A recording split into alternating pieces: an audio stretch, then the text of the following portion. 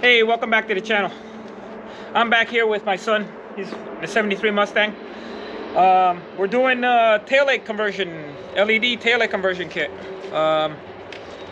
It's a real nice setup. That's a little too close, Tyler.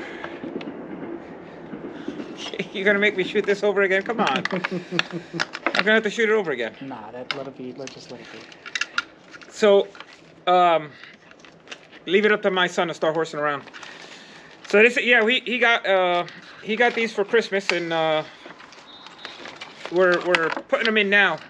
So they got them from CJ Pony Parts, and I don't have my glasses. What brand were they? Easy Performance. Easy Performance. You got a part number? No, I don't. So just for a 73. Yeah, for a 73 Mustang. Yeah. So this is how they fit in.